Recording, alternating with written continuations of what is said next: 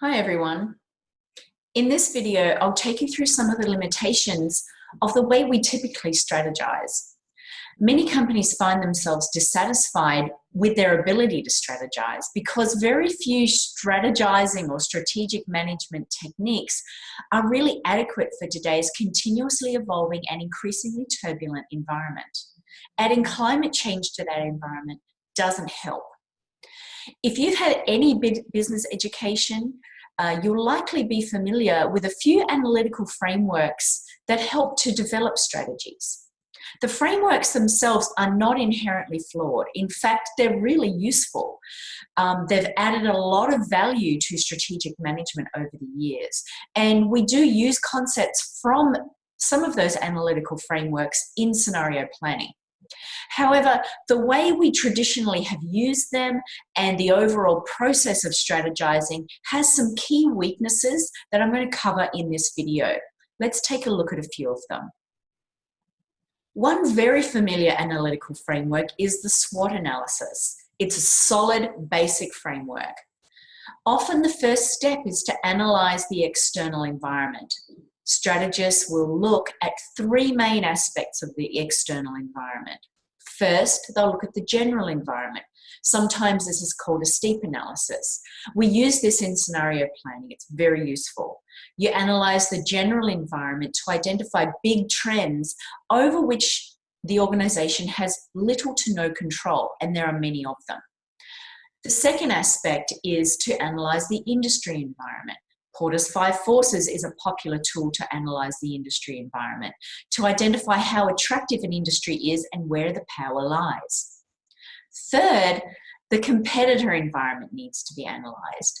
Who's entering an industry, who's exiting an industry, who's merging with who, who's buying or acquiring who, who's innovating, and what might they do next? They're all really important questions that need to be answered. The process of analysing those three aspects of the external environment will result in a long list of potential opportunities and threats. The next step in the process is to analyse the internal organisation, the internal environment, if you like. You need to analyse tangible and intangible resources, identify capabilities, core competencies. You might use value chain analysis to do that kind of work. From this, you'll be able to develop a list of strengths and weaknesses that will tell you what the organisation is able to do if and when needed. You then proceed to list all the strengths, weaknesses, opportunities, and threats that you've identified on a matrix, a bit like this one. Then do a matching exercise where you match available strengths and weaknesses. Not that you would call perhaps a weakness available, but you would match the strengths and weaknesses to the opportunities and threats that appear in the external environment. And finally, you would develop strategies or recommendations to take advantages of opportunities and strengths, to defend against threats, and to address any weaknesses. You will also likely have learned about some of these other analytical frameworks. The PEST analysis, to identify opportunities and threats in the general environment. It's very similar to a STEEP analysis. A competitor analysis. I think I mentioned that one before, but it's worth repeating because it helps you understand why competitors do what they do, and more importantly, what they might do next in response to your moves. Other handy frameworks include decision trees to help chart a contingent course of action, or real options analysis to estimate the value of strategic options. They're all really useful frameworks when put to good use.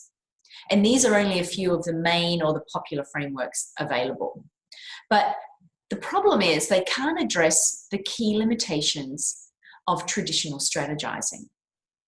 It might surprise you to learn that annual strategic planning processes have actually been panned as ineffective since the 1980s.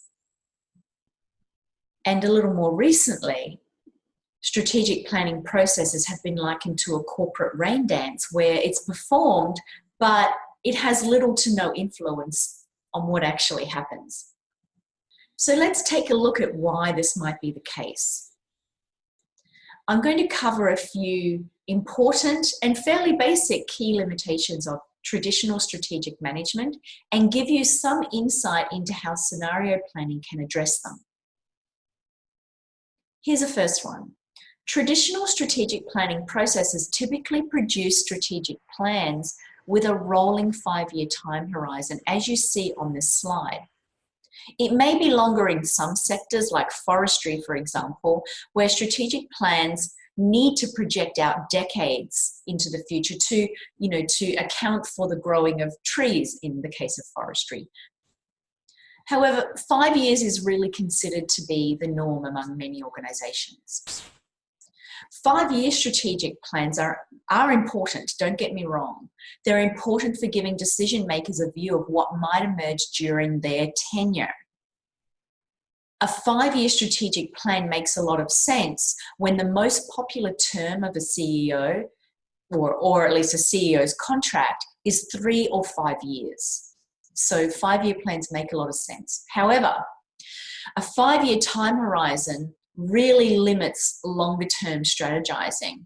And longer-term strategizing is in the interest of organizational longevity because it focuses on other things that are over the horizon. A 5-year strategic plan only focuses on known trends and competition.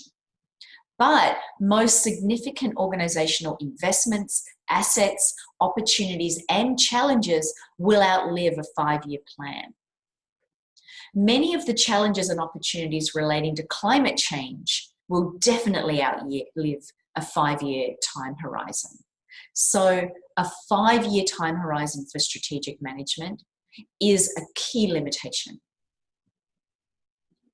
Scenario planning methods are developed specifically for longer-term strategizing into which a 5-year strategic plan should be positioned.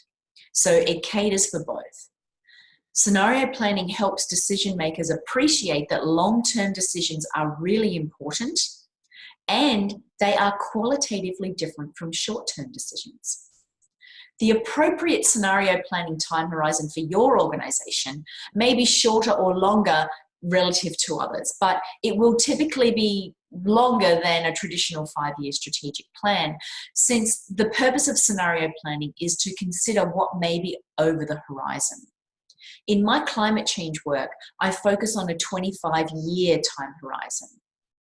Other time horizons can certainly be accommodated, but a 25-year time horizon for climate change is appropriate because it pushes everyone's thinking way outside and beyond the 5-year traditional strategic plan, but it's just long enough for the current state of climate science to support really good, rigorous research, to support good, rigorous strategies. Chapter 2 of my book, to which there's a link at the, or a shot of at the end of this video, covers what to consider as you determine the best time horizon for you. Traditional approaches to strategizing often adopt a rational, probabilistic approach that envisions only a single, usually desired future, then develops a strategy to create and operate within that future. Traditional strategies are, after all, driven significantly by the vision of leaders developing them, and leaders are rewarded for being visionary. Included in this rational, probabilistic approach are approaches like real options planning and risk management. Real options planning is a single view approach because even though it produces multiple strategic options, they tend to circle around a single view of the future. Similarly, risk management is a single view approach because it produces a list of more or less probable issues and more or less impactful issues to which a single view of the future might be exposed. The problem is that a single view approach to strategic management or strategizing really gambles on that single view of the future actually emerging. Focusing on a single view of the future creates what Paul Shoemaker at the University of Pennsylvania has called tunnel vision, by making you blind to other possibilities. If that single view of the future doesn't emerge, given the dynamic nature of the strategic landscape in which most organizations operate these days, and the uncertainty that climate change can bring, it seems increasingly unlikely that any single view of the future would ever emerge. As Pierre Vac, who's a pretty famous scenario planner, mentioned, sooner or later forecasts will fail when they are needed most, in anticipating major shifts in the business environment that make whole strategies obsolete. Increasing the accuracy of forecasts or rates of change forecast in probabilistic approaches will not improve them, because they still rely on that single view of the future. Planning for a single future can only work when all aspects of that future are known and are certain to happen, which is rarely the case. Probabilistic approaches to strategizing are not appropriate given the uncertainty of today's world, because our economic, social, environmental, and technological systems are too interdependent, too complex, and too uncertain to gamble on a single view of the future. By helping decision makers focus on plausibility rather than probability, scenario planning produces more effective strategizing. The word plausible in scenario planning is a carefully chosen one that avoids probabilistic predictions and normative declarations, and rather just looks at what could happen, what might be possible, what might be plausible. People often ask me whether, in economic terms, scenario planning aims to identify black swan events. Black swan events are highly consequential events, and therefore are usually surprising and difficult to predict because they're outside the realm of normal planning processes.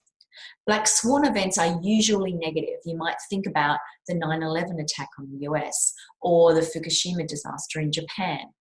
But they can also be positive, such as the recent accidental discovery of plastic-eating bacteria, or years ago, the discovery of penicillin. By undertaking scenario planning, you will be trying to identify a range of metaphorical swans, some of which may be black and some of which may be white. It's not a method just to identify impactful events that are difficult to predict, but rather a method to identify a range of plausible impactful events and event combinations. Scenarios will usually include a range of possible outcomes, each of which may be positive or negative, surprising or predictable, sudden or incremental, large or small magnitude, and will facilitate your preparation for whatever unfolds. By using scenario planning, you overcome the single future problem through a process of identifying a range of driving forces that will shape your organization's future or could shape your organization's future, and by developing multiple plausible scenarios based on different combinations of those forces. Another limitation of traditional strategizing is that it is fed by optimism bias. Optimism bias, which is also known as unrealistic optimism or overconfidence, is a deep-rooted and pervasive cognitive bias affecting most people, including me and including you. Cognitive neuroscientist Tali Sharot defines optimism bias as a cognitive illusion, where we tend to overestimate our likelihood of experiencing good events and underestimate the likelihood of experiencing bad events relative to actual probabilities of them being experienced by the average person.